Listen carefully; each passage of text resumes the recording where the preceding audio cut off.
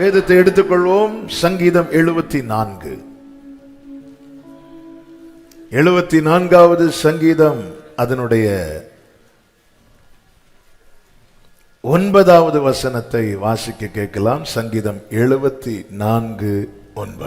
எங்களுக்கு இருந்த அடையாளங்களை காணோம், எங்களுக்கு இருந்த அடையாளங்களை காணோம், தீர்க்கதரிசியும் இல்லை, தீர்க்கதரிசியும் இல்லை, இதுவரைக்கும் இது எதுவரைக்கும் என்று அறிகிறவனும் எங்களிடத்தில் இல்லை, எங்களிடத்தில் இல்லை. கடந்த வாரத்தில் பரிசுத்த ஆவியானவர் எதுவரைக்கும் என்ற வார்த்தையை ஆழமா இருதயத்தில் கொண்டு வந்து கேட்க வைத்துக் கொண்டே இருந்தார்.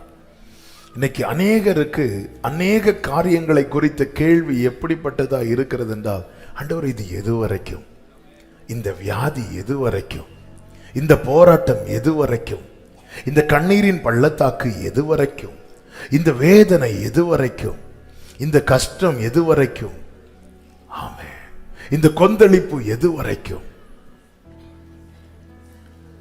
இந்த மறைக்கப்பட்டிருக்கிற சூழ்நிலை எதுவரைக்கும், காத்திருக்கிற காலம் எதுவரைக்கும், எதுவரைக்கும் என்று அறிகிறவனும் எங்களிடத்தில் இல்லை. எதுவரைக்கும் என்று ஒரு தேவ பிள்ளையால அறிந்து கொள்ள முடியும்.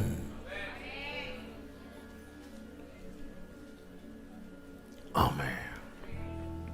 எதுவரைக்கும் என்று ஒரு தேவ பிள்ளையால அறிந்து கொள்ள முடியும். சங்கீதங்களிலே இப்படிப்பட்ட கேள்விகள் அதிகம் எழும்புவதை நம்மால பார்க்க முடியும். தாவீது சொல்லுகிறார் 6:3, கர்த்தாவே எதுவரைக்கும் இறங்காதிருப்பீர். 13:1 சொல்லுகிறார், எதுவரைக்கும் உம்முடைய முகத்தை எனக்கு மறைப்பீர். 13:2 சொல்லுகிறார், எதுவரைக்கும் என் ஆத்துமாவிலே ஆலோசனை பண்ணி கொண்டிருப்பேன், எதுவரைக்கும் என் சத்துரு என் மேல் தன்னை உயர்த்துவார். 94:3 சொல்லப்பட்டிருக்கிறது, துன்மார்க்கர் எதுவரைக்கும் களி கூர்ந்திருப்பார்கள். ஆண்டவரே, சத்துரு துன்மார்க்கர் தேவன் யார் என்று கேட்கிறவங்க என்ன பார்த்து அன்னைக்கு சிரிச்சாங்க, நேத்து சிரிக்கிறாங்க, இன்னைக்கும் சிரிக்கிறாங்க. சரி ஆண்டவரே, எவ்வளவு நாள் தான் இப்படி சிரிப்பாங்க ஆண்டவரே?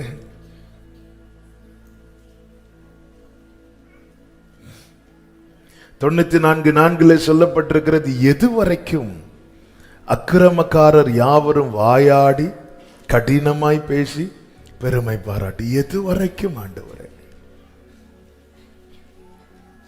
எதுவரைக்கும் ஆண்டவரை இவங்க என் தலையில கொட்டிட்டே இருப்பாங்க? எதுவரைக்கும் ஆண்டவரை மனுஷர் என் முகத்துல ஏறி என் முதுகுல ஏறி போயிட்டே இருப்பாங்க? எதுவரைக்கும் ஆண்டவரே இந்த பாரம்?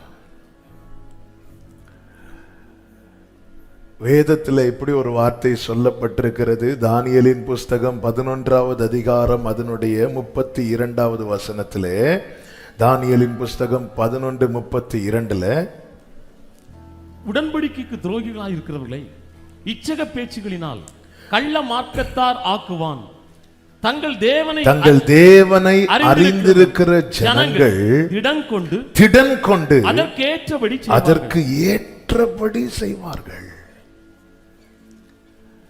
தேவனை அறிந்திருக்கிற ஜனங்களுக்கு எதை எப்படி எப்போ செய்யணும் என்கிற வெளிப்பாடு கொடுக்கப்படுகிறது.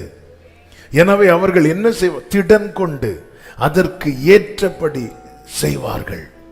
கர்த்தருக்கு மாத்திரம் மகிமை உண்டாவதாக.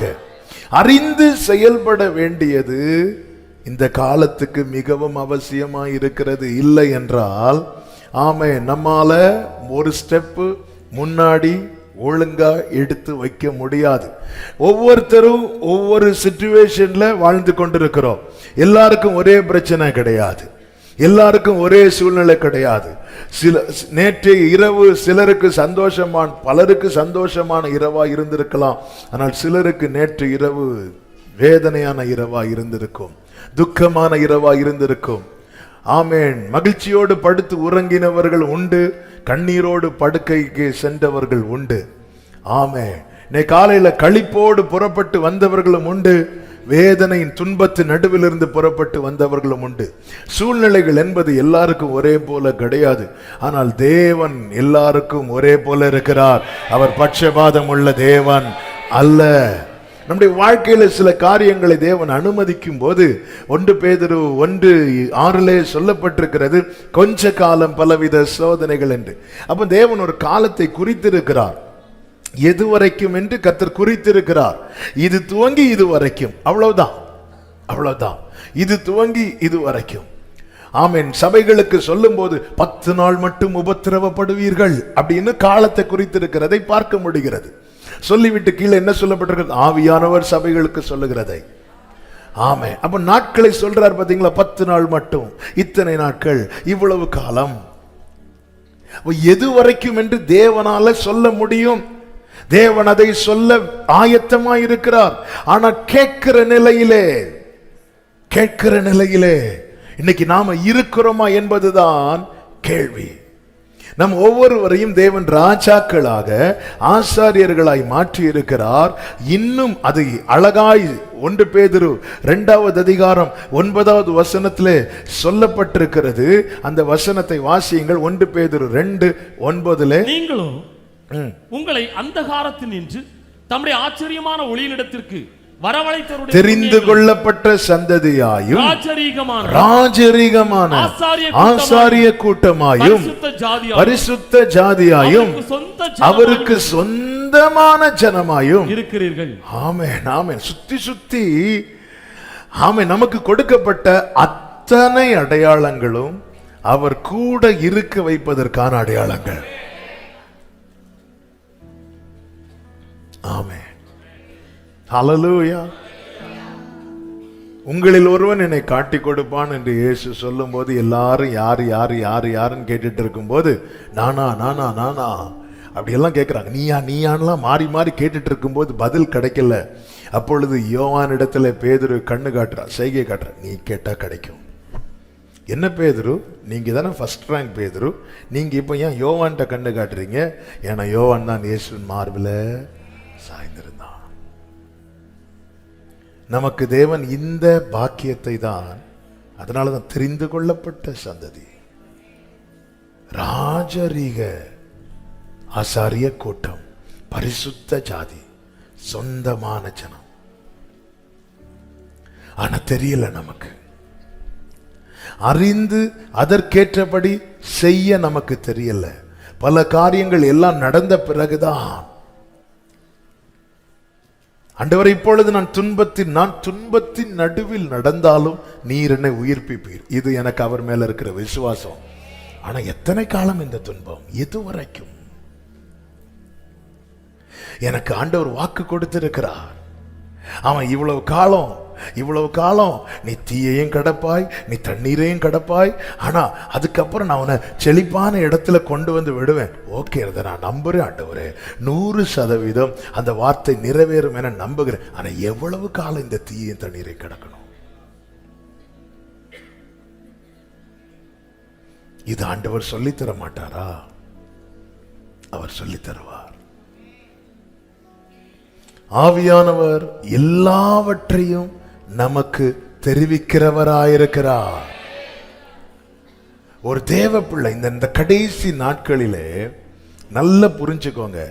ஆமென். நோவா தேவ எச்சரிப்பை பெற்று எப்படி பேழையை தன் குடும்பத்தை ரட்சிப்பதற்காக கட்டினானோ, அதே போல் இந்த சத்தம் கேட்டுக்கொண்டிருக்கிற ஒவ்வொருவருக்கும் அந்த உத்தரவாதம் எடுக்கிற அந்த ஒரு உணர்வுள்ள இருதயத்தை கர்த்தர் கொடுப்பாராக.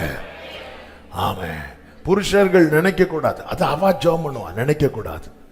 மனைவிகள் நினைக்க கூடாது, அது அவரு ஜெபம் பண்ணுவார், நினைக்க கூடாது. பிள்ளைங்க இப்படி நினைக்க கூடாது, அது எங்க அப்பா அம்மா ஜெபம் பண்ணுவாங்க, நினைக்க கூடாது.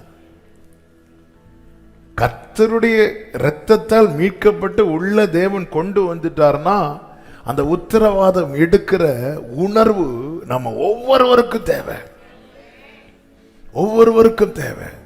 ஏன்னா ஒருத்தங்களுக்குன்னு ஒரு டியூட்டி தான் வச்சிருப்பார். அப்போஸ்தலர்களிலே எல்லாரிலும் சிறியவன் என்று பவுல் தன்னை அழைத்தாலும் எல்லாரை விட பெரிய காரியங்கள் பவுல் மூலமாய் கர்த்தர் செய்து வருகிறார். அப்படி இருந்தும் பவுல் சொல்லுகிற வார்த்தை, பவுல் நட்டாலும் அப்பல்லோ கிருபை அதிகம் பெற்றது பவுலா இருந்தாலும் இந்த இடத்துல அப்போலோ நீர் பாய்ச்ச வேண்டும், அதுக்கப்புறம் தேவன் விளைய செய்வார். இல்ல நீ எல்லாம் என்னப்பா சிம்பிள், நீ அப்படியே என்ன தண்ணி ஊத்துறது மட்டும்தான் உனக்கு வேலை, ஆனா எனக்கு வேலை நடுற வேலை, அதனால நீ எல்லாம் வேஸ்ட். நோ, நடுகிறவனாலும் ஒண்ணும் கிடையாது, நீர் பாய்ச்சுகிறவனாலும் ஒண்ணும் கிடையாது, விளைய செய்கிற தேவனால் தான், இறங்குகிற. அதனாலதான் இது உன்னுடைய உத்தரவாதம், இது என்னுடைய உத்தரவாதம். ஆண்டவரே இப்படி தொடர்ந்து கொண்டிருக்கிறது. 2022 முடியும் என்கிற பிரச்சனை 2023 ஆரம்பத்திலே முடியவில்லை, 2 மாதம் பாதியில போய் இது எதுவரைக்கும், இது எதுவரைக்கும்? ஆமென். கர்த்தர் காலங்களை அவருடைய கையில் வைத்திருக்கிறபடியினாலே காலங்களை சமயங்களை மாற்றுகிறவர், காலங்களை தெரியப்படுத்துகிறவராக இருக்கிறார். அநேக காரியங்களை பரிசுத்த ஆவியானவர் தியானிக்க வைத்தாலும் இந்த நாளிலே ஆமென் ஆவியானவர் காண்பித்த சில காரியங்கள், உணர்த்தின சில காரியங்களை உங்கள் மத்தியில சொல்லி ஜெபிக்க விரும்புகிறேன். நல்ல கவனமா கேளுங்க. ஆண்டவரே, இது நான் எத்தனை, முதல்ல இதுக்கு நான் காத்திருக்கிறது கரெக்டா, இது தெரியணும் நமக்கு. ரெண்டாவது, இதுக்கு நான் எத்தனை காலம் காத்திருக்கணும். ஆமென். யோவான் பாத்தீங்களா, சிறைச்சாலையில அடைக்கப்பட்ட போது அவன் கேட்டு அறிகிறான், வரப்போகிறவர் நீர்தானா, இல்ல நான் இன்னும் வெயிட் பண்ணணுமா? ஆரம்பத்தில் அதே யோவான் தான் இயேசுவை காண்பித்து சொல்லுகிறார், இதோ உலகத்தின் பாவத்தை சுமந்து தீர்க்கிற தேவாட்டுக்குட்டி. ஆனா அவருடைய ஓட்டம் முடிகிற டைம் வரும்போது ஒரு கொஸ்டின் எழுப்புறார், வரப்போறது நீங்க தானா, இல்ல நான் வெயிட் பண்ணணுமா? ஏன் இந்த கேள்வி? ஏன் இந்த கேள்வி யோவான் ஸ்நானனே? ஏன் இந்த கேள்வி? ஏன் இந்த கேள்வினா, நான் காத்திருந்தது வீணாகல என்பது என்னுடைய சரித்திரமா இருக்கணும்.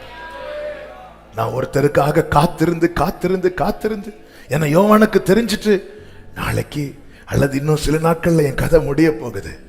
ஆனா நான் ஒருத்தரை பத்தி சொல்லிட்டு இருந்தேன், அவர் வருவார் வருவார் வருவார்னு சொல்லிட்டு இருந்தேன், அவ்வளவு நம்பிக்கை அறிக்கை பண்ணேன். அவன் நான் காத்திருந்தேன். நான் நாளைக்கு என் கண்ணை மூடும் போது என்னை சூழ்ந்திருக்கிறவங்க சொல்லணும், இவன் காத்திருந்தது வீணாகல, அது இவர்தான் என்று அவன் சொல்றான். நீதான் ஆண்டவரே. இயேசு என்ன சொன்னார் தெரியுமா? ஏசாயா 61 போய் சொல்லுன்ட்டாரு. அவன் குருடர்கள் பார்வை அடைகிறார்கள், தரித்திரருக்கு சுவிசேஷம் அறிவிக்கப்பட்டது. அதே போல நடந்தது. ஆமென். இயேசு கிறிஸ்துவின் ஊழியத்தை, அவரிடத்திலிருந்து வெளிப்பட்ட மகத்துவத்தை பார்த்த ஜனங்கள், அந்த யோவான் கொடுத்த சாட்சி இவரை பத்தி தானே சொல்லிட்டு இருந்தான்ப்பா, சூப்பர்ப்பா. ஆமென் ஆமென். நமக்கு அடுத்த தலைமுறை சொல்லணும், எங்க அப்பா இதுக்குன்னு காத்துட்டு இருந்தாங்க, ஏமாற்றத்தோட கண்ணை மூடுனாங்க இல்ல, கண்டுதான் கண்ணை மூடுனாங்க. ஹல்லேலூயா. இது எது வரைக்கும் ஆண்டவரே? இது எது வரைக்கும்? கர்த்தர் வெளிப்படுத்த ஆயத்தமாயிருக்கிறார்.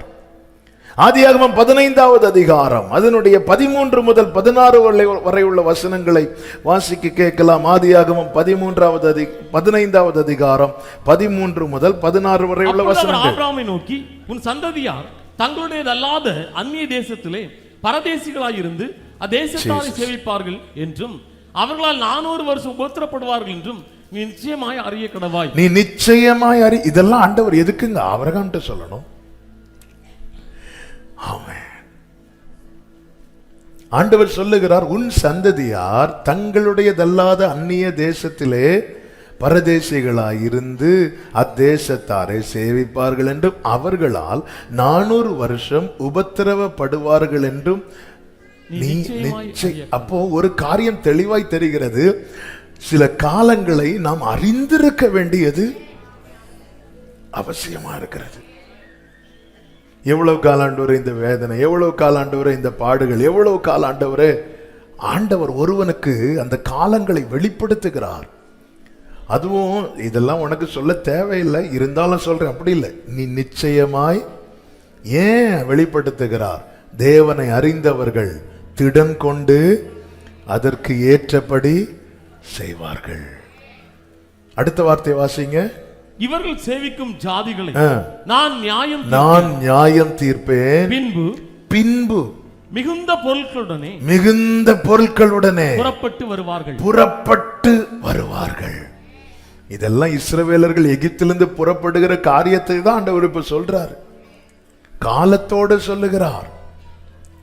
இன்னும் ஆபிரகாமுக்கு ஈசாக்கே பிறக்கல, ஆனா ஆண்டவர் தம்முடைய ரகசியத்தை ஆபிரகாமுக்கு அப்படியே வெளிப்படுத்துகிறார். எல்லாவற்றையும் வெளிப்படுத்த காலத்தோடு 400 வருடம் ஆண்டவர் காலத்தோடு. இதை நீ நிச்சயமாய் அறிய கடவாய். எப்பொழுது இதை ஆபிரகாமுக்கு தேவன் வெளிப்படுத்துகிறார், எதன் பிற்பாடு வெளிப்படுத்துகிறார்? நமக்கு நன்றாய் தெரியும். இந்த 15வது அதிகாரம் ஆரம்பிக்கும் போது சொல்லப்படுகிற வார்த்தை என்னவென்றால், இந்த காரியங்கள் நடந்த பின்பு என்று சொல்லப்பட்டிருக்கிறது. எந்த காரியங்கள் நடந்த பின்பு? 14வது அதிகாரத்திலே ஆமேன் ஒரு பெரிய யுத்தம் நடக்கிறது.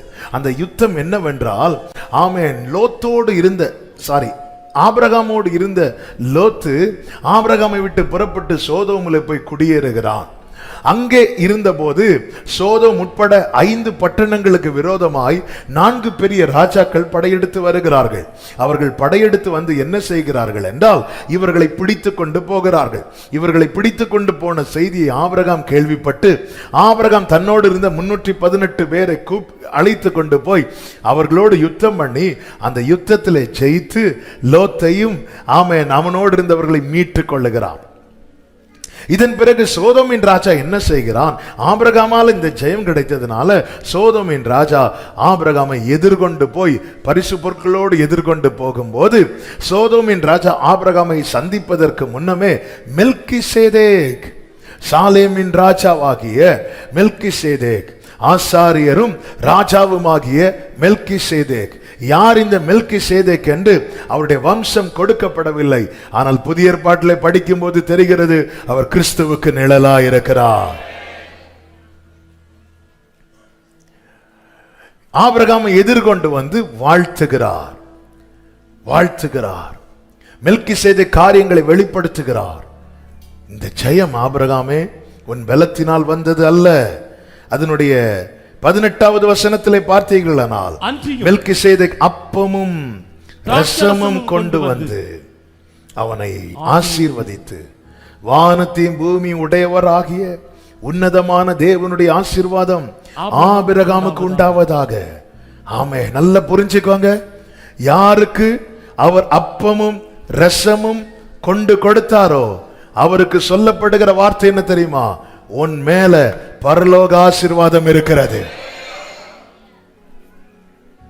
ஆமே. நமக்கு ஒரு மெல்கிசேதேக் உண்டு.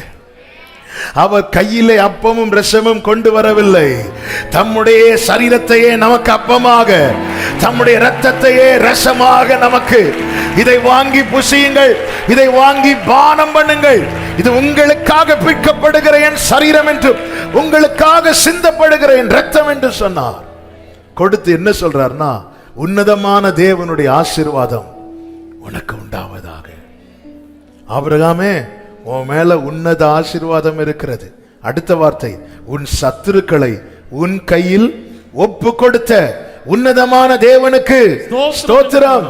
நீ சத்துருக்களை பிடிக்கல, கர்த்தர் ஒப்பு கொடுத்ததுனால நீ ஜெயிச்ச. ஹல்லேலூயா. நம்முடைய வாழ்க்கையில நாம சந்திக்கிற ஒவ்வொரு நாம் பெற்றுக்கொள்ளுகிற ஜெயம், நம்முடைய வாழ்க்கையில சக்சஸ் என்று ஒன்று இருக்கும் என்றால் அதற்கு பின்பதாக கர்த்தருடைய கரம் என்று ஒன்று இருக்கிறது. இதை தேவ பிள்ளை மறந்துடக்கூடாது. இதெல்லாம் கேட்டு ஆபிரகாம் அந்த இடத்துல தேவனை மகிமைப்படுத்தி, இப்பொழுது அவன் புறப்பட்டு வரும்போதுதான் யார் வருகிறார் தெரியுமா? சோதோமின் ராஜா எதிர்கொண்டு வருகிறார். சோதோமின் ராஜா கையிலே என்ன இருக்கு? ஆசீர்வாதங்கள் இருக்கிறது. ஆல்ரெடி ஆபிரகாம் கேட்ட வார்த்தை என்ன?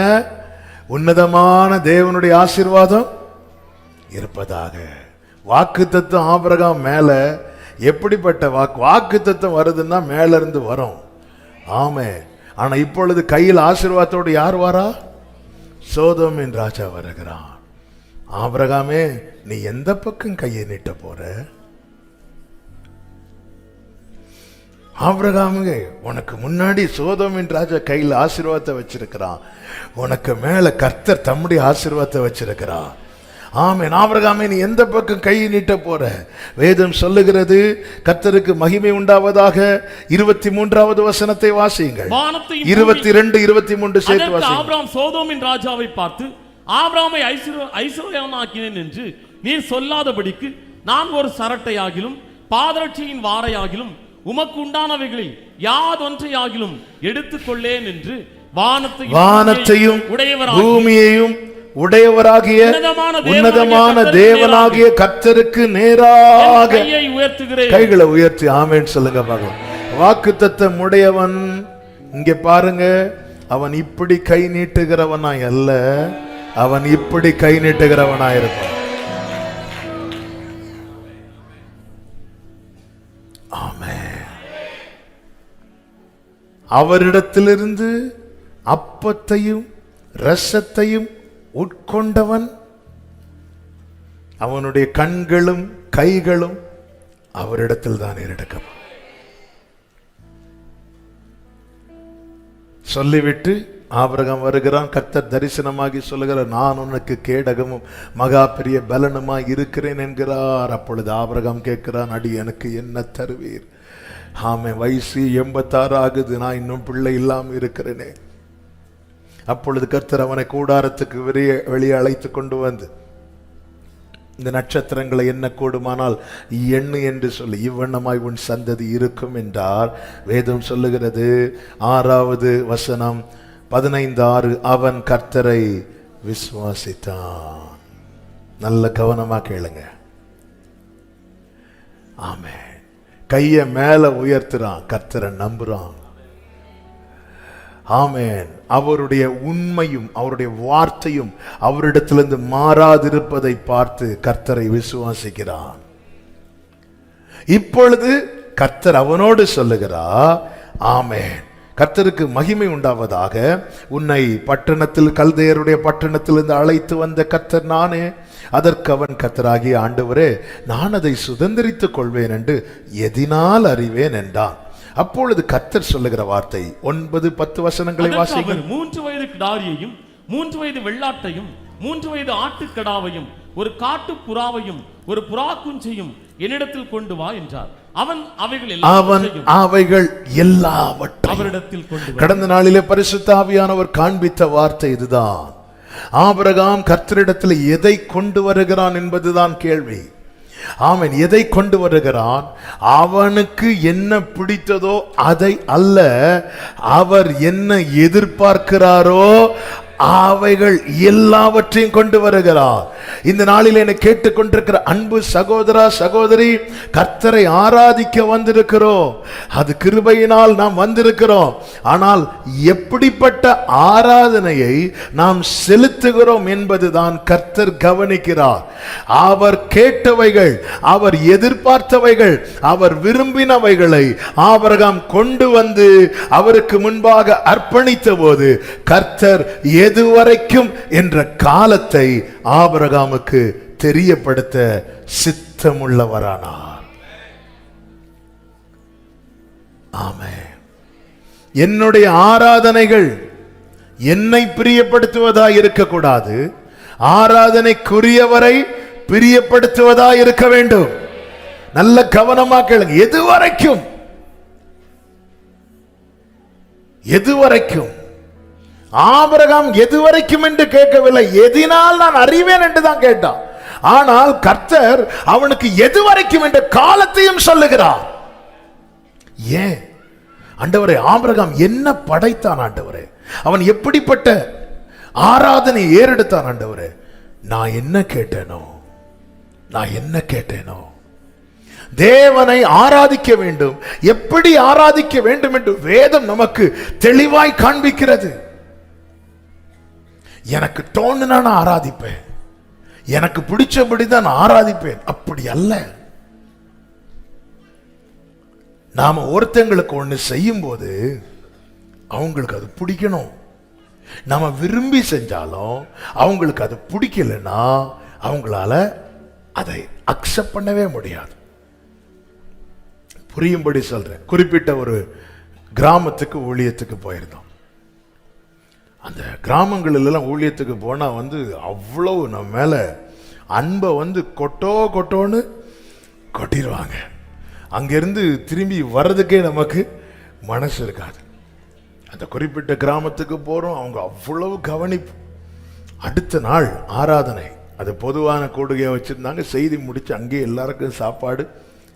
எங்களுக்கு உள்ள ஒவ்வொருத்தரும் குறிப்பிட்ட 1-2 ஐட்டம் வீட்டில் ஸ்பெஷலாக அந்த மசாலா கூட அவங்களே அரைச்சி, கடையிலேருந்து எதுவுமே அவங்களே எல்லாமே, வாழை இலை கூட அவங்க வீட்டில் உள்ள இலைகள், இப்படி எல்லாமே செஞ்சு கொண்டு ஒரு குறிப்பிட்ட ஒரு ஐட்டம், இது எங்க ஸ்பெஷல், நாங்கள் இதுக்குன்னே காலையிலேருந்தே ப்ரிப்பேர் பண்ணி கொண்டு வந்தோம்னு சொல்லிட்டு என் இலையில வச்சாங்க பாருங்க. எனக்கு அந்த ஐட்டம் பிடிக்கவே செய்யாது. அது அந்த இலையில இருந்தாலே எனக்கு சாப்பாடு இறங்காது. நான் இப்படி இயேசுவே ஆமென். இப்ப எனக்கு அவங்கள்ட்ட வேண்டான்னு சொல்ல வழி இல்லை, எனக்கு ஏற்றுக்கொள்ள அந்த இப்படி வச்சு எனக்கு கொஞ்சம் ரசம் கொடுங்கன்னு சொல்லி சாப்பிட்டுட்டு இருக்கிறவங்க. என்ன பாஸ்டர் உடம்பு சரியில்லையா? நல்லா தான் இருக்கிறேன். அப்போ இது என்ன அப்படி மெதுவாக அந்த பாஸ்டரை போட்டு சொல்ல, பாஸ்டர் இது எனக்கு சின்ன வயசுலேருந்தே பிடிக்காது. அப்போ சொன்ன அவங்க அது காலையிலேருந்தே இல்லை, அது எனக்கு அது கிட்ட கொண்டு போனாலே எனக்கு அது பிடிக்காது அப்படி சொல்லிட்டு, சரி பாஸ் அப்படி அவங்க திரும்பி அங்கே பார்க்கும்போது என் பக்கத்தில் இருக்கிற இலையில தூக்கி வச்சுட்டு, அந்த சகோதரன் சந்தோஷமா எதை சாப்பிட்டுட்டு, பாஸ்டர் எங்க மீட்டிங் போனாலும் என்ன பக்கத்திலேயே இருத்திருங்க. இப்படிப்பட்ட சம்பவங்கள் நடக்கும் போதெல்லாம் ஆவியானவர் இடைப்படுவார். அவங்க உனக்கு பிடிக்காதது என்னன்னு பார்த்து கொண்டு வைக்கல, அவங்க விரும்பி செஞ்சு வச்சாங்க. பட் உனக்கு பிடிக்கலன்னா உன்னால ஏற்றுக்கொள்ள முடியல. பார்த்தியா? அதே மாதிரிதான் நீ எனக்குன்னு செய்யறது, உனக்கு பிடிச்சதை செய்யாத, எனக்கு பிடிச்சதை செய்.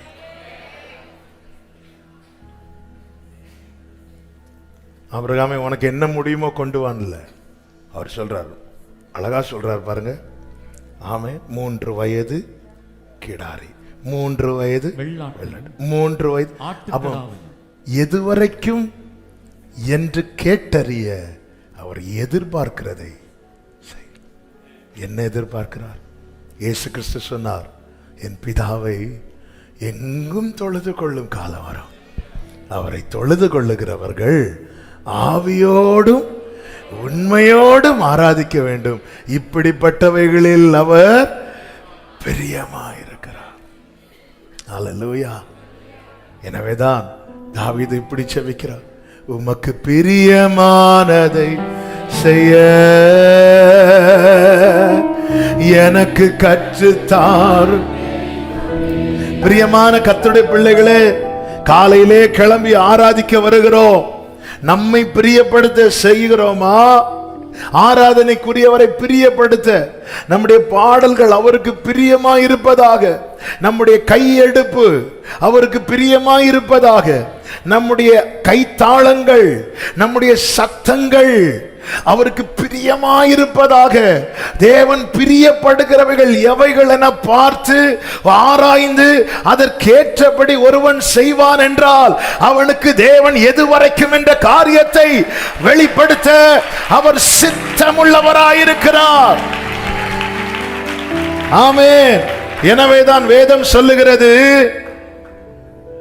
அவருடைய நாமத்திற்குரிய மகிமை செலுத்துங்கள். பரிசுத்த அலங்காரத்துடனே நான் ஆராதிக்க வந்துட்டேன் வெள்ளையும் வெள்ளையும் போட்டுட்டுன்னு சொல்றதுல இல்ல. இது அவருக்கு, நான் கிளம்புறது அவருக்கு பிரியமா இருக்கா? நான் வீட்டில் ஆயத்தம் மாறேனா? ஆமென். நான் ஆயத்தமாகிறது அவருக்கு பிரியமா இருக்குதா? பார்த்து பார்த்து நான் உட்கார்ந்து செபிக்கிறது அவருக்கு பிரியமா இருக்கு, நான் பாடுறது அவருக்கு பிரியமா இருக்குதா? நான் ஆராதனை நேரத்துல ஏதோ யோசிச்சுட்டு இருக்கேன்னு, இது பிரியமா இருக்குதா? இல்ல, எனக்கு பிடிச்சதை செய்யறதில்ல ஆராதனை. எசேக்கியா யூதாவுக்கு ராஜாவாக ஏற்படுத்தப்பட்ட போது ஆமென், அவன் செய்த முதல் காரியம் என்ன? 2 நாளாகம புஸ்தகம் 29வது அதிகாரத்தின் முதல் 2 வசனங்களை வாசிக்க கேட்கலாம். எசேக்கியா 25ஆம் வயதில் ராஜாவாகி 29 வருஷம் அவன் 25வது வயசுல கர்த்தர் அவனை ராஜாவாக உயர்த்துகிறார். 2வது வசனத்துல இப்படி சொல்லப்பட்டிருக்கிறது, அவன் தகப்பனாகிய தாவீது செய்தபடியெல்லாம் கர்த்தரின் பார்வைக்கு செம்மையானதை செய்தான். அடுத்த வசனம், அவன் தன் ராஜ்ய பாரத்தின் முதலாம் வருஷம் முதலாம் மாதத்தில் கர்த்தருடைய ஆலயத்தின் கதவுகளை அவன் திறந்து அவைகளை பழுது பார்த்து அவைகளை ரிப்பேர் பண்ணான். கர்த்தரின் பார்வைக்கு அவன் செம்மையானதை செய்தான் என்று வேதம் சொல்லுகிறது. அவன் என்ன செய்தான்? வந்ததும் 1000 ஸ்தோத்திர பலி, 1000 ஆடுகளை இல்ல, அதுக்கு முன்னாடி ஒண்ணு செய்யறான். ஆலயத்தின் கதவுகளை திறந்து அதை பழுது பார்க்கிறான். நம்மை தேவன் அவருடைய ஆலயமாய் தெரிந்தெடுத்திருக்கிறார். கண்ட இடத்தில் உன் பலியை போடாதே என்று வேதம் சொல்லுகிறது. ஆமென், ஹல்லேலூயா. நான் செய்ய வேண்டிய முதல், என்னுடைய ஆராதனை தேவன் அங்கீகரிக்கிறதற்கு ஏதுவாய், தேவனுக்கு பிரியமாய், தேவனுக்கு உகந்ததாய் இருக்க வேண்டுமானால் பழுது பார்க்கணும். ஆமென்.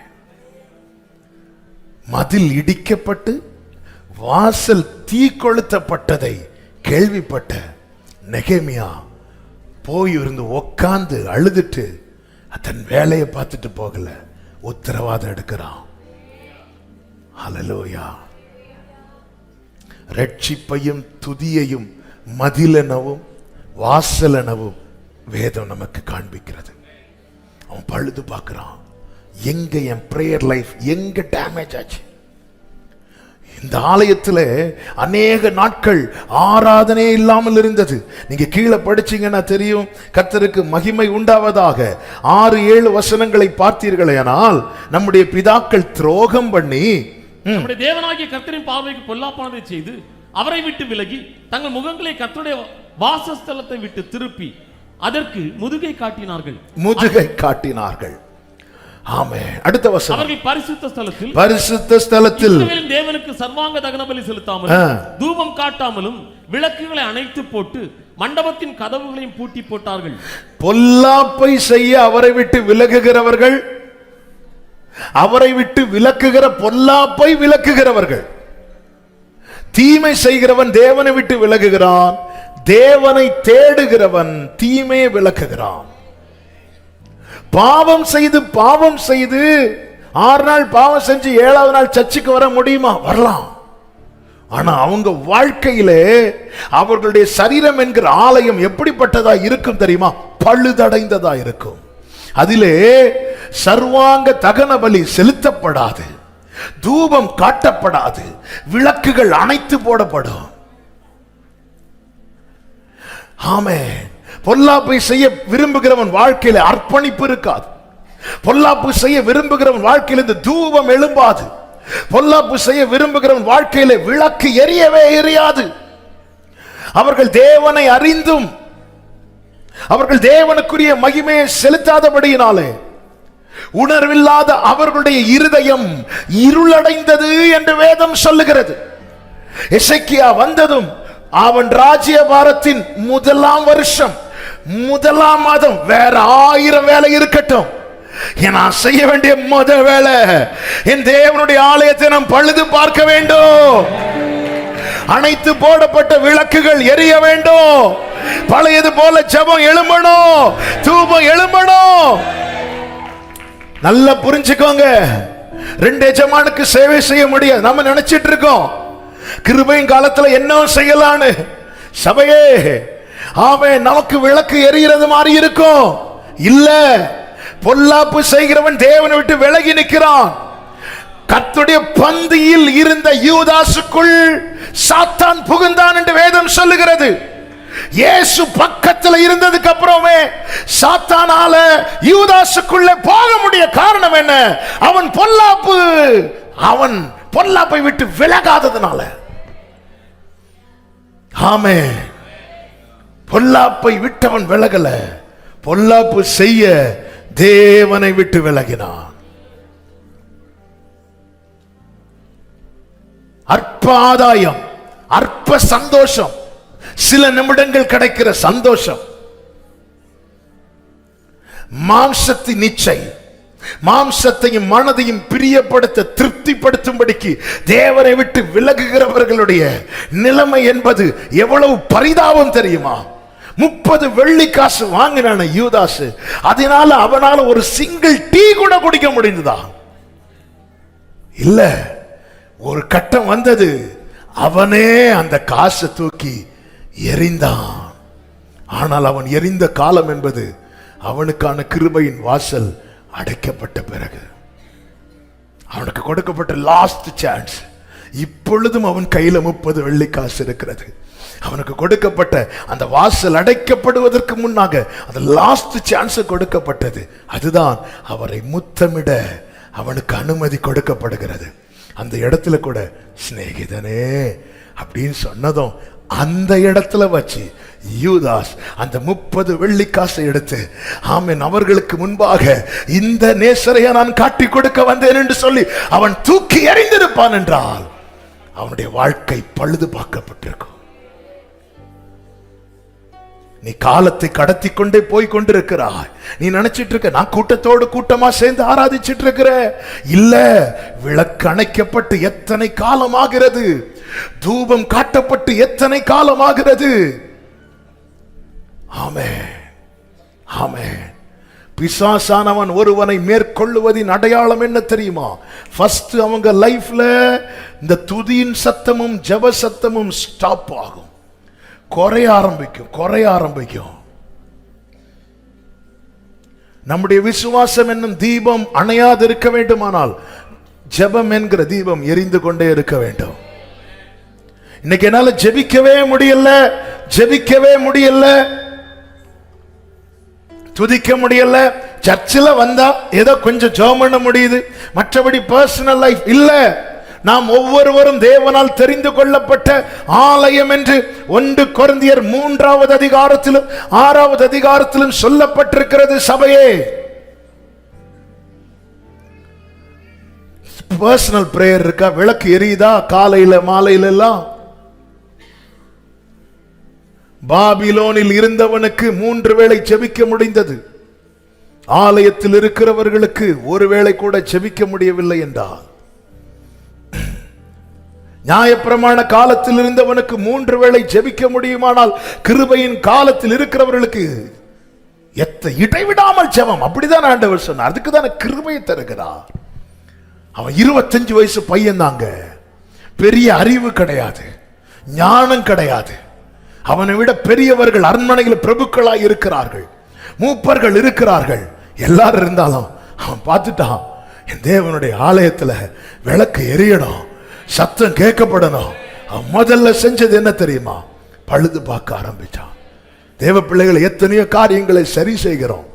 ஆமே, தண்ணி வரலன்னா டேங்க போய் பார்க்கிறோம், கரண்ட் வரலன்னா மெயின்ல போய் பார்க்கிறோம், உடனே ஈபிக்கு போன் பண்றோம். ஏதாவது ஃபேன் ரிப்பேர் ஆச்சுன்னா அதை சரி பண்றோம், என்னெல்லாமோ சரி பண்றோமே. ஆமே, ஹல்லேலூயா. நம்முடைய ஜெப வாழ்க்கை, ஆமே, நம்முடைய துதியின் வாழ்க்கை, ஆமே, நம்முடைய அர்ப்பணிப்பின் வாழ்க்கை, நம்முடைய பரிசுத்த வாழ்க்கை, இதை பாழாக்குகிறவைகளை என்னைக்கு நாம பழுது பார்க்க போகிறோம்? முற்பிதாக்கள் பூட்டி போட்டாங்கன்னு அடுத்த தலைமுறையினர் அதை தொடராதபடிக்கு எச்சரிக்கையா இருக்கணும். ஹல்லேலூயா. ஜெபித்து, இது நான் ஜெபிக்கிறது எனக்கு அவர் ஏதாவது செய்யணும் இல்ல, என்னை ஆலயமா தெரிந்தெடுத்துட்டார். ஆலயம் கர்த்தருக்குரியது. ஹல்லேலூயா, ஹல்லேலூயா. நெடுநாள் காத்திருந்தவர்கள் தான் சகரியாவும் எலிசபெத்தும். நெடுநாள்னா ரொம்ப நாள், ரொம்ப நாள். கர்த்தர் சகரியா கிட்ட தூதன் அனுப்பி சொன்ன வார்த்தை என்ன தெரியுமா? பயப்படாதே, உன் வேண்டுதல் எப்போ ஜெபம் பண்ணி இருப்பாங்க? வயசானதுக்கு அப்புறமா ஜெபம் பண்ணி இருப்பாங்க. என்ன ஜெபம்? அவங்களுக்கு ஒரு குழந்தை வேணும், குழந்தை வேணும். எப்போ வேண்டுதல் கேட்கப்பட்டது என்று பதில் வந்தது? வயசானதுக்கு அப்புறம். அவரே சொல்றார், இந்த கிழவனுக்கு பொதுவாகவே யாரும் தங்களை கிழவன் என்று ஒத்துக்கொள்ள மாட்டார்கள். அப்படி இருந்து ஒருத்தங்க சொல்றாங்கன்னா எவ்வளவு வயசாக இருக்கும்? ஆமென். பிரைஸ் எல்லாம். கர்த்தர் நல்லவர். ஆமென். அப்போ உன் வேண்டுதல், அப்போ இந்த இடத்துல அந்த ஜெபத்துக்கு இவ்வளவு நாள் பதிலே வரல. பதில் வரலனாலும் அவன் தன் கடமையை செய்து கொண்டிருக்கிறான். சுத்திகரித்த ஆலயத்தில் போய் ஆராதித்து கொண்டுதான் இருக்கிறான். இது கர்த்தருக்குரியது ஆராதனை. ஆமென். இல்ல நீங்க பதில் வரல அதனால நான் வரமாட்டேன், இல்ல. வேதம் சொல்லுகிறது அவர்கள் பிரமாணத்தின்படி வாழ்ந்தவர்கள். அந்த வார்த்தை அருமையா இருக்கும் பாருங்க. ஆமென். லூக்கா சுவிசேஷம் 1வது அதிகாரம் 6வது வசனத்தை வாசிங்க. அவர்கள் இருவரும் கர்த்தரிட்ட சகல கற்பனைகளின்படியையும் நியமங்களின்படியையும் குற்றமற்றவர்களாய் நடந்து தேவனுக்கு முன்பாக நீதி உள்ளவர்களாய் இருந்தார்கள். நீதி உள்ளவர்களாய் இருந்தார்கள். 9வது வசனத்திலே 8-9 வசனங்களே வாசியுங்கள். அப்படி இருக்க அவன் தன் ஆசாரிய வகுப்பின் முறைப்படி தேவ சந்நிதியிலே ஆசாரிய ஊழியம் செய்து வருகிற காலத்தில் அவன் அதுக்காக ஊழியத்தை நிறுத்தல. ஆண்டவர் எனக்கு ஒரு பதிலும் தர மாட்டேங்கிறார், நான் இப்படி சுத்தமா வாழ்ந்து பரிசுத்தமா வாழ்ந்து நிறுத்தல. அவன் செய்து வந்து கொண்டிருக்கிறான். ஏன்னா ஆலயம் பழுதாயிடக்கூடாது. நமக்கு தெரியும்லங்க, ஒரு ரூம் அடைச்சு போட்டிருந்தா நீங்க எவ்வளவுதான் கிளீன் பண்ணி ஒரு ரூம் அடைச்சு போட்டுட்டு ஒரு வாரம் கழிச்சு வந்து திறந்து பாருங்க, அதுல குப்பையா தான் இருக்கும்.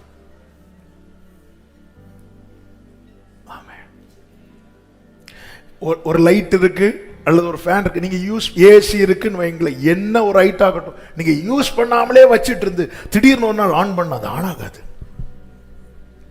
என பழுதாயிரும். பிதாக்கள் காலத்தில் அடைக்கப்பட்ட வாசல் அதுக்கப்புறம் திறக்கப்படவே இல்லை. ஜனங்கள் அப்படி பழகிட்டாங்க. நாம தான் சுத்தம் கிடையாதுல்ல, அப்புறம் எதுக்கு போட்டு ஆராதித்து. ஆமென். ஒரு சின்ன பையன் வாரான், 25 வயசு. ஆமென். எசேக்கியா உனக்கு ஒரு வேலை கிடையாதான்னு கேட்டா அவன் சொல்லுவான், என்ன நம்பி இந்த பொறுப்புல கொண்டு வச்சுட்டார். நம்பிதானங்க நம்மளை ராஜாக்களாய் ஆசாரியர்களாய் மாற்றி இருக்கிறார். நான் செய்யற முதல் வேலை என்ன? எசேக்கியா நீ செய்யற முதல் வேலை என்ன?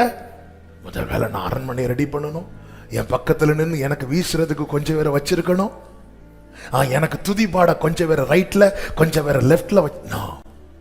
அவன் ராஜ்ய பாரத்தின் முதலாம் வருஷம் 1ஆம் மாதத்துல அவன் ஆலயத்தை பழுது பார்க்கிறான். எதுக்கு? அப்படியே ஆராதிச்சுட்டு போயிடும், அப்படியே ஆராதிச்சுட்டு போயிடும். நோ, நல்லா புரிஞ்சுக்கோங்க, காலங்கள் மாறலாம், கர்த்தருடைய ஆலயத்தின் பிரமாணம் மாறாது. ஆலயத்தின் பிரமாணம் ஒன்னே ஒண்ணுதான், பரிசுத்தம். அதனுடைய 30வது அதிகாரத்துல பாத்தீங்கன்னா 29வது அதிகாரம் 30வது அதிகாரம் வீட்டுல போய் வாசிங்க. இந்த வீக் ஹோம்வொர்க் 2 நாளாகமம் 29-30 படிக்கிறவர்கள் பாக்கியவான்கள் என இயேசு கிறிஸ்துவின் நாமத்திலே இப்பொழுதே வாழ்த்துகிறேன். ஆமென். 29வது அதிகாரத்தில் ஆசாரியர்களை அழைத்து அவர்களை சுத்தப்படுத்த வான் பண்றான். நீங்க இப்படி இருக்க கூடாது, உங்களை கர்த்தர் ஊழியம் செய்ய தான் தெரிந்தெடுத்திருக்கிறார். ஏன் விளக்கு அணைஞ்சிருக்கு? யாராவது ஒரி பண்ணீங்களா? ஏன் தூபம் காட்டப்படல?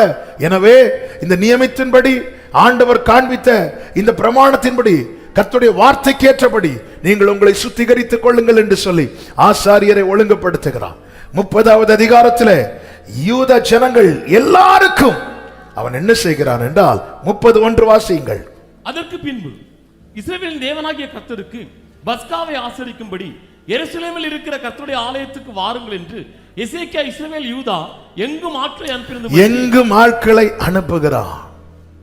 அனுப்புகிறான், நிருபங்களை கொடுத்து விசேஷமா அனுப்புகிறான். ஆமே, யூதா ஜனங்களுக்கு மட்டும் இல்ல, எப்ராயிம் மனசே கோத்திரங்களுக்கும் நிருபங்கள். நமக்கு தெரியும் இஸ்ரவேல் யூதா கோத்திரங்கள் பிரிந்திருக்கு, ஆனாலும் பாத்தீங்களா மனசை பாத்தீங்களா? ஆமென். ஆலயம் பழுது பார்க்கப்படும் போது இந்த பிரிவினை இருக்காது. ஆமென். என்னைக்கு பிரிவினை வந்துச்சோ ஆலயம் பழுதாயிட்டுன்னு அர்த்தம். யூதா ஜனங்களுக்கு மட்டும் கொடுக்க வேண்டியதானே. ஆமென். வருத்தப்பட்டு பாரம் சுமக்கிற யூதர்களை நான் கூப்பிட்டார், எல்லாரையும் கூப்பிட்டார். ஆமென். ஆலயம் பழுது பார்த்தா அவன் மனசுல என் குடும்பம், என் சபை, என் ஜனங்கள், என் ஜாதி இருக்காது. அது வந்துட்டுனாலே பழுதாயிட்டுன்னு அர்த்தம். பழுதாயிட்டுனாலே பாழாகுதுன்னு அர்த்தம். ஆமென். அவன் எப்ராயிம் மனாசே கோத்திரங்களுக்கும் நிருபங்களை கொடுக்கிறான். கொடுத்து விட்டு ஆராதிக்க வர எப்படி சொல்லுகிறான் என்றால், நீ கர்த்தரிடத்தில் திரும்புங்கள், கர்த்தரிடத்தில் திரும்புங்கள். Return to the Lord. நீ திரும்பு. கர்த்தரிடத்தில் திரும்பணும்னா இப்போ நீ எதை பார்த்துட்டு இருக்க? ஏன் கர்த்தரிடத்தில் திரும்புங்கன்னு சொல்றா? 29வது அதிகாரத்தில் பார்த்தோம், கர்த்தருக்கு முதுகத்தை காட்டினார்களாம். கர்த்தரை விட்டு திரும்பி இருக்கிறாங்க.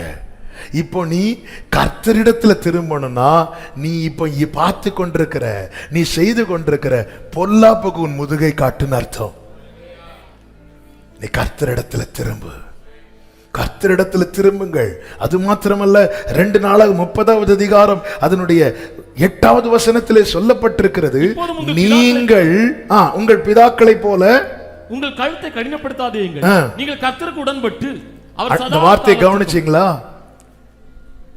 கர்த்தருக்கு உடன்பட்டு. உடன்பட்டுன்னா விட்டுரு, அவர்கிட்ட விட்டுரு, விட்டு கொடுத்துரு.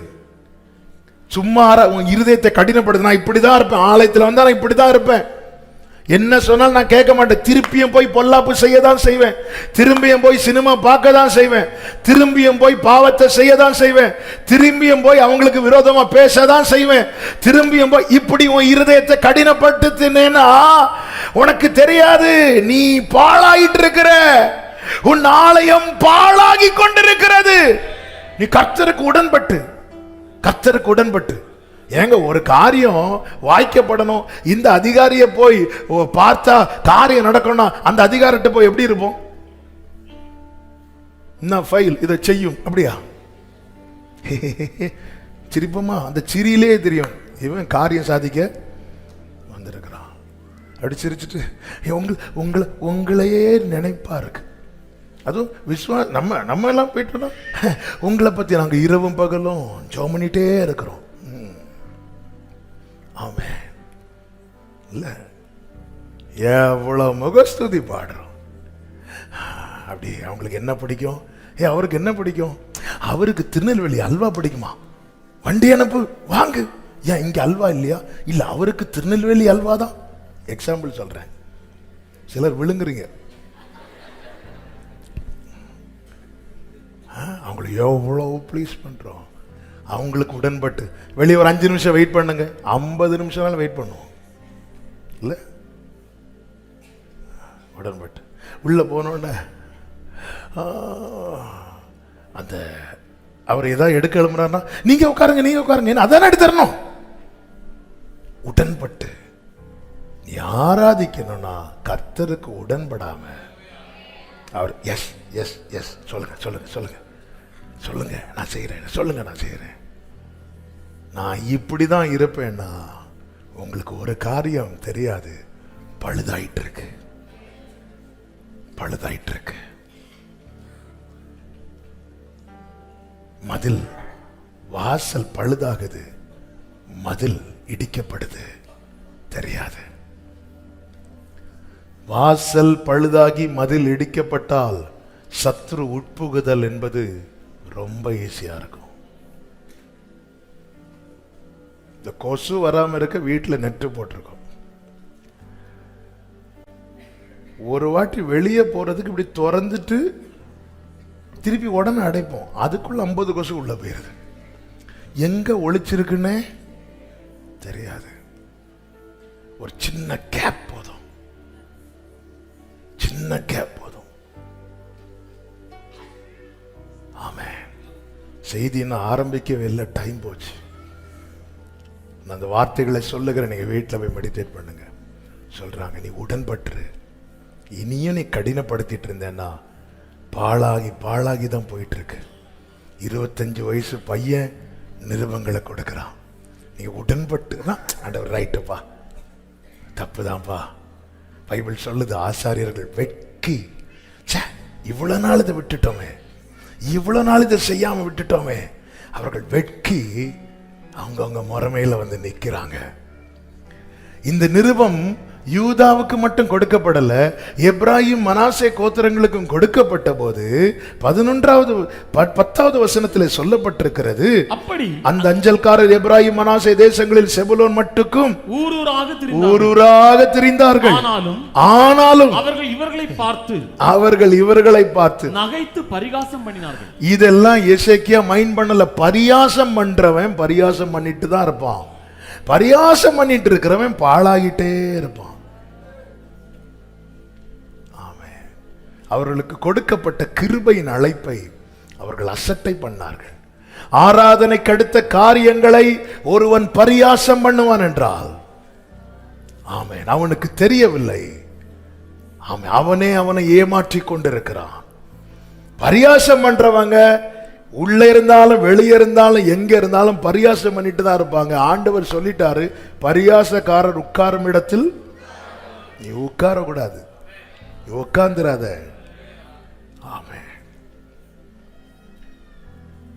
அவர்களை குறித்து வேதம் பேலியாளின் மக்கள் என்று சொல்லுகிறது. பரியாசம் பண்றவன் பரியாசம் பண்ணுவான். அடுத்த வார்த்தை வாசிங்க, 11. ஆகிலும் ஆசேரிலும் மனாசேயிலும் செபுலோனிலும் சிலர் மனத்தாழ்மையாகி எருசலேமுக்கு வந்தார்கள். மனத்தாழ்மை இல்லைன்னா வர முடியாது. ஏன்னா பிரிந்திருக்கிறார்கள். யூதா தனியாக, மற்றவர்கள் தனியாக பிரிந்திருக்கிறார்கள். நான் எப்படி அவங்கிட்ட போல, அவன் என்கிட்ட வரட்டும். ஆமென். கர்த்தரிடத்தில் திரும்ப மனத்தாழ்மை அவசியம். ஆமென் சொல்லுங்க பார்க்கலாம்.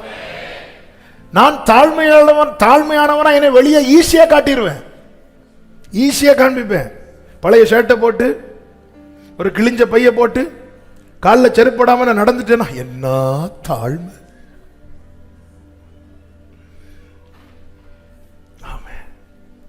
என்னை வெளியே தாழ்மையானவனா ஈஸியா காண்பிக்க முடியும். மனிதன் பார்க்கிறபடி நான் பார்க்க மாட்டேன். கர்த்தர் சொல்றார், யூதா அழைப்பு கொடுக்கும் போது ஆமென், மனாசே எப்ராஹிம் செபுலோன் பகுதியில் இருக்கிறவங்க பரியாசம் பண்றாங்க. என்னடா அந்த சின்ன பையன் சொல்லி நான் வரதுக்கா பரியாசம் பண்றாங்க. ஆனா சிலர் மனத்தாழ்மையாய் கர்த்தரை ஆராதிக்க, கர்த்தரை தேட ஒரு மனிதனுக்கு முதல்ல தேவை உணர்வுள்ள இருதயம். அடுத்து என்ன தேவை தெரியுமா? மனத்தாழ்மை. என தாழ்மை உள்ளவர்களுக்கு கர்த்தர் கிருபை அளிக்கிறார். இவர்கள் எல்லாம் தேவாலயத்துக்கு வருகிறார்கள். நீங்க வீட்டில் போய் வாசித்துக்கோங்க. இப்பொழுது அவர்கள் மேல ரத்தம் தெளிக்கப்படுகிறது. அப்படி இருந்தும் அநேகர் இன்னும் சரியாய் சுத்திகரிக்கப்படவில்லையா. அதுக்காக கர்த்தருக்கு மகிமை உண்டாவது. எசேக்கியா பண்ணுகிற ஜெபத்தை பாருங்கள். 19வது வசனத்தை வாசிங்க. எசேக்கியா அவர்களுக்காக விண்ணப்பம் பண்ணி தங்கள் பிதாக்களின் தேவனாகிய கர்த்தரான தேவனை தேடும்படிக்கு தங்கள் இருதயத்தை நேராக்கினவர்கள் பரிசுத்த ஸ்தலத்திற்கு ஏற்ற சுத்தாங்கம் அடையாதிருந்தாலும் கிருபையுள்ள கர்த்தர் அவர்கள் எல்லாருக்கும் என்றான். ஆமா, இந்த வார்த்தையை தியானித்துக் கொண்டிருந்த போது ஆவியானவர் இடைப்பட்ட காரியம். கர்த்தரிடத்தில் திரும்புகிறார்கள், மனத்தாழ்மையாய் கர்த்தருடைய சமூகத்தில் வருகிறார்கள். நீங்க கீழே படிச்சீங்கன்னா 16வது வசனத்தில் சொல்லப்பட்டிருக்கிறது, ஆசாரியர் லேவியர் கையிலிருந்து இரத்தத்தை வாங்கி தெளித்தார்கள். இரத்தம் தெளிக்கப்படுகிறார்கள், பஸ்கா ஆசரிக்கப்படுகிறது, பஸ்காவை புசிக்கிறார்கள். அப்படி இருந்தும் பரிசுத்த ஸ்தலத்துக்கு ஏற்ற சுத்தாங்கம். இந்த வார்த்தையை ஆவிக்குரிய கண்ணோட்டத்தோடு சொல்லுகிறேன்.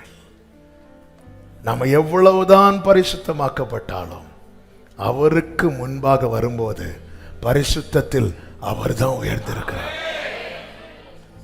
இதை ஒரு நாள் மறக்க கூடாது. ஆமென். இதை மறந்த பரிசேயன் சொன்னான், நான் எல்லாம் செய்கிறேன், நான் பெர்ஃபெக்ட் இல்ல. சிங்காசனத்தை காணும்படி கிருபை பெற்றவன் ஏசாயா. அப்ப அவன் எந்த அளவுக்கு பரிசுத்தமா இருந்திருப்பான். அப்படி இருந்தும் அந்த பரிசுத்தருக்கு முன்பாக வரும்போது, ஐயோ நான் அசுத்த உதடுகள் உள்ளவன் இல்ல, பரிசுத்தத்தில் அவரே மகத்துவம். இதை மறந்துடக்கூடாது. அப்போ இந்த இடத்துல தான் எசேக்கியா எதை சார்ந்து நிற்கிறான் தெரியுமா? நான் சுத்திகரிக்கப்பட்டுட்டேன், நான் ரத்தம் தெளிக்கப்பட்டவன், நான் நீதிமான், நான் இப்படி, நான் அப்படி, நான் கரெக்டா வந்துடும், என்கிட்ட மனத்தாழ்மை இருக்கு. இல்ல, இந்த இடத்துல தான் எசேக்கியா தன்னுடைய நீதியை சார்ந்திருக்கவில்லை, மாறாக கிருபையுள்ள கர்த்தர், கிருபையை சார்ந்து நிற்கிறான். எவன் ஒருவன் கிருபையை சார்ந்து நிற்பானோ, 20வது வசனத்திலே சொல்லப்பட்டிருக்கிறது, கர்த்தர் எசேக்கியாவின் விண்ணப்பத்தை கேட்டு ஜனங்களுக்கு அனுகூலம் செய்தார். எவன் ஒருவன் கிருபையை சார்ந்து நிற்கிறானோ அவனுக்கு தேவ அனுகூலம் கிடைக்கிறது. இப்பொழுது என்ன செய்கிறார்கள்? கீழே படிச்சீங்கன்னா தெரியும், அவங்க ஆனந்த சத்தத்தோட ஆர்ப்பரிக்க ஆரம்பிக்கிறாங்க. ஒரு ஆராதனை எப்படி திட்டம் பண்றாங்க பாத்தீங்களா? மனத்தாழ்மையாய் கர்த்தரிடத்தில் திரும்பி கழுவ ஒப்பு கொடுத்து, தங்கள் நிலை உணர்ந்து தேவ சமூகத்தில் வந்து அமர்ந்து, ஆண்டவரே என்னை மன்னிச்சிருங்க, கிருபையுள்ள கர்த்தர் மன்னிப்பீராக.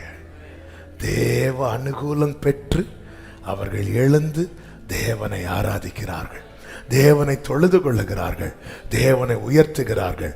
அதனுடைய 27 சொல்லப்பட்டிருக்கிறது, லேவியரான ஆசாரியர்கள் எழுந்து நின்று ஜனத்தை ஆசீர்வதித்தார்கள்.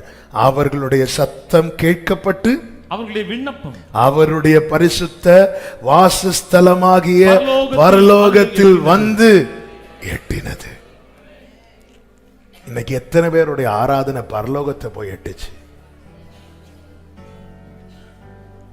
இதெல்லாம் செய்ய எசேக்கியாவே நீங்க முதல்ல என்ன செஞ்சீங்க? நான் ரிப்பேர் பண்ணேன், பழுது பார்த்தேன். இன்னைக்கு நம்முடைய ஜெபங்கள் எல்லாம் கடமைக்கா மாறிட்டு, நமக்குள்ள இந்த மனத்தாழ்மை இல்லாம பிரிவினை உள்ள வச்சுட்டு என்ன ஜெபம் ஏறெடுத்தாலும் அந்த விளக்கு எரிகிற விளக்காய் பரலோகம் அங்கீகரிக்காது. எனவேதான் யூதாவுக்கு என்ன கொடுக்கப்பட்டதோ, இந்த 25 வயசு பையன் அதே நிருபத்தை தங்களை பகைக்கிற, தங்களை விட்டு விலகி இருக்கிறவர்களுக்கும் எழுதி கொடுக்கிறான்.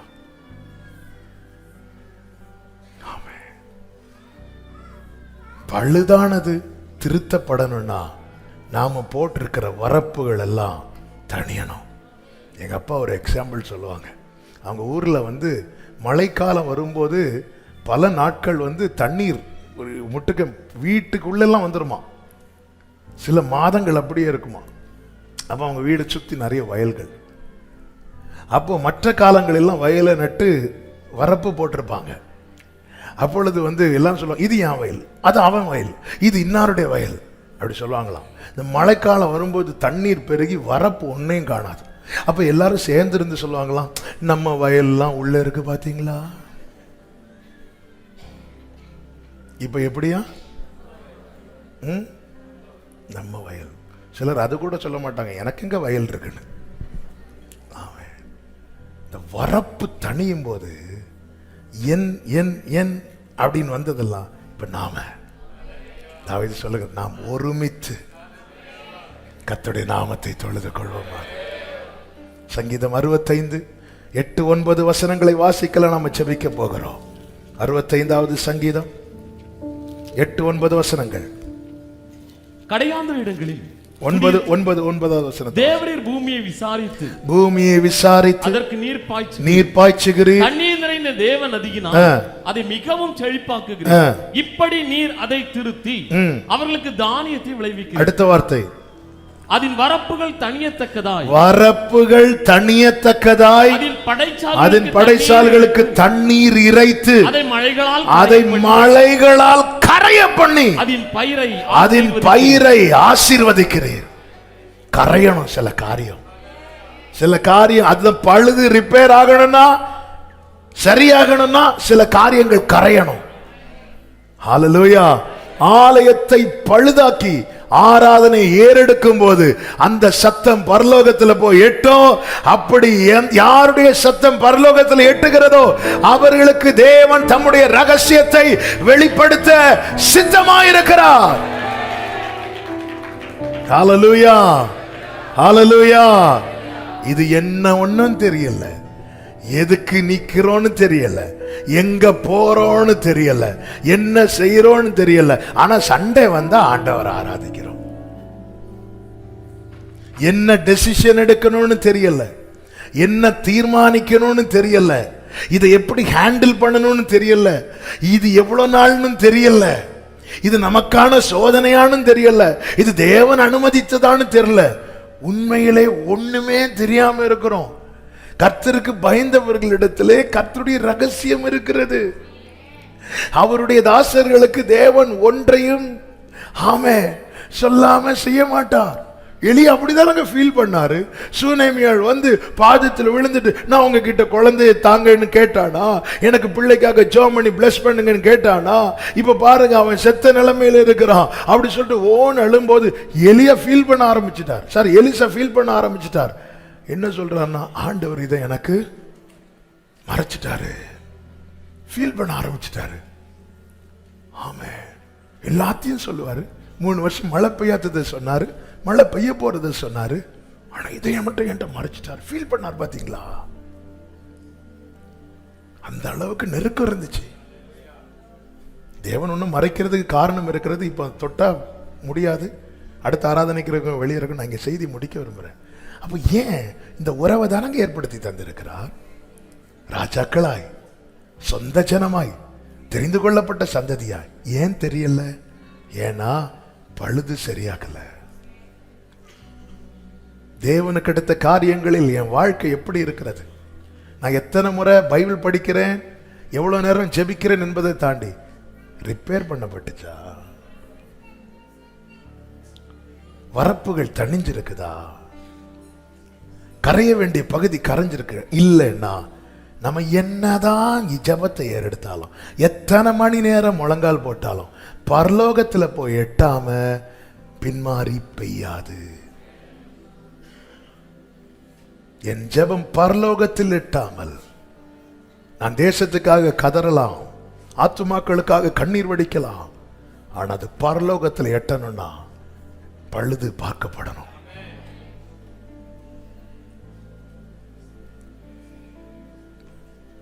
என் ஜெபம் பரலோகத்தில் எட்டுமானா. ஆபிரகாம் கேட்கல எது வரைக்கும் கூப்பிட்டு சொல்றாங்க, பாருப்பா உனக்கு அடுத்தடுத்து 4ஆம் தலைமுறை வரப்போகுது.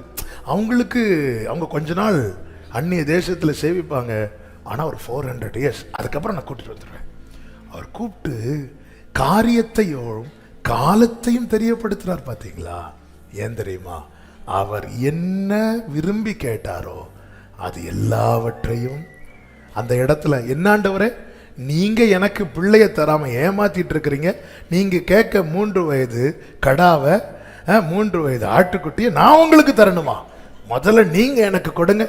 டிமாண்ட் வைக்கல. ஏனென்றால் அவர் ஆராதனைக்குரியவர். அவர் எனக்கு செஞ்சாலும் எனக்கு செய்யலைனாலும் கிருபையா என்னை ஆலயமாய் தெரிந்தெடுத்திருக்கிறார். அவருக்குரிய ஆராதனை. ஆமென். அப்படியே கண்களை மூடி. ஜீசஸ். எனக்கு எத்தனை பேர் இந்த வார்த்தைகள் தொட்டது என்று தெரியவில்லை. இன்னைக்கு பிரசங்க பாயிண்ட்ஸும் வரல. இன்னைக்கு ஆவியானவர் கடந்த நாளில் பாரப்படுத்தின காரியத்தை, ஆமென். ஆண்டவரே, பழுதாய் கிடந்த என்னை பயன்படுத்தினான், பாவம் நிறைந்த என்னை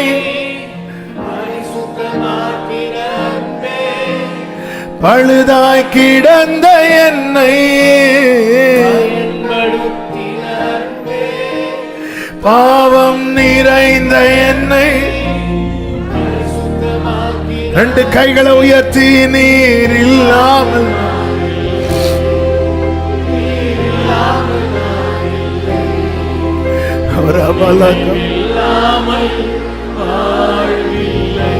ரிகலம ஷேரே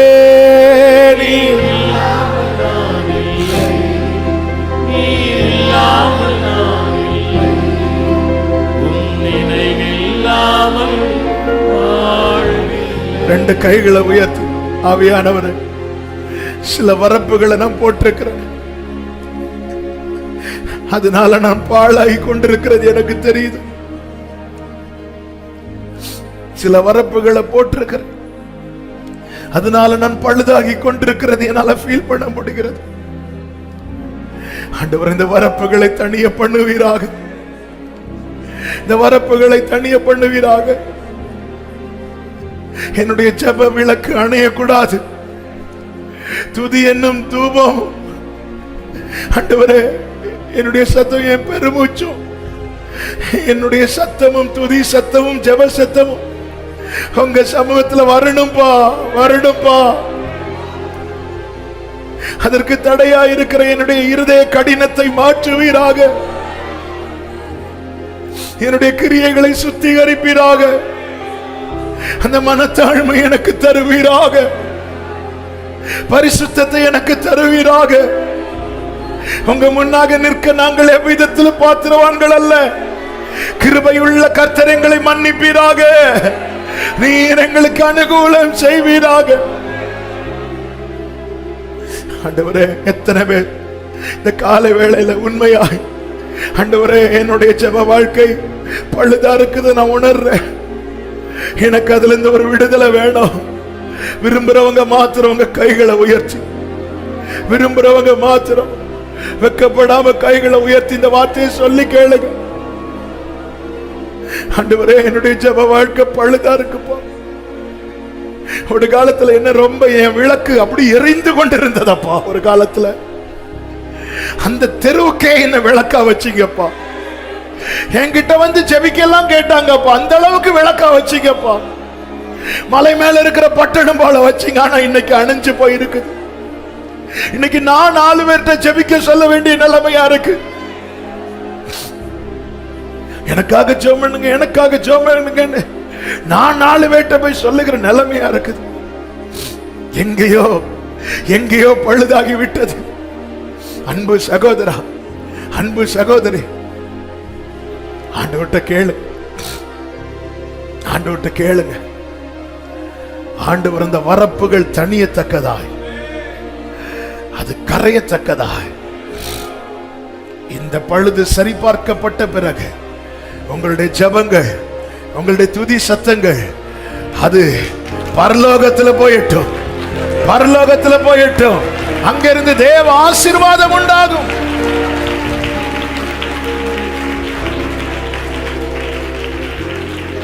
உமக்கு பிரியமானதை செய், எனக்கு கற்று தாரும் தெய்வம்,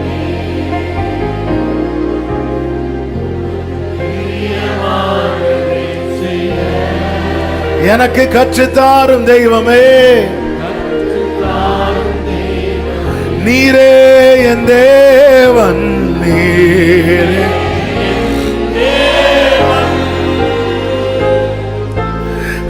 வல்ல பரிசுத்த செம்மையான வழியில நடத்த வேண்டுமே, செம்மையான வழியில நடத்த. மேக ஸ்தம்பமே, அக்கினி ஸ்தம்பமே,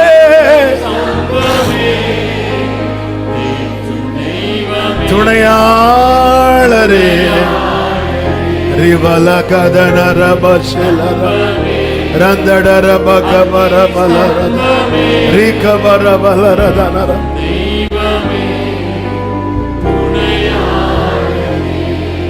நல்ல கவனிங்க, தேவ அனுகூலம் இல்லாம நம்மளால ஆராதிக்க முடியாது.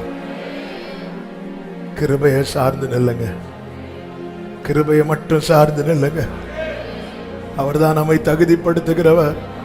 நம்முடைய நீதி எல்லாம் அழுக்கான கந்தை, அந்த பரிசுத்தத்துக்கு முன்பாய் நாம் அன்னைக்கு எவ்விதத்தில் பாத்திரவான்கள் அல்ல. இவ்வளவு சுத்திகரித்த பிறகும் கடைசியில எசேக்கியா சொல்றார், நாங்க உங்க கிருபையை நம்புறோம். கிருபையை சார்ந்து நில்லுங்க. ஆனந்தத்தோட முழு மனதோட கர்த்தருக்கு பிரியமான ஆராதனை ஏறிடுங்க. நம்முடைய ஆராதனை பரலோகத்துக்கு போயிட்டுன்னா பரலோகம் நம்ம கிட்ட வந்துருங்க. ஹல்லேலூயா, ஹல்லேலூயா, ஹல்லேலூயா.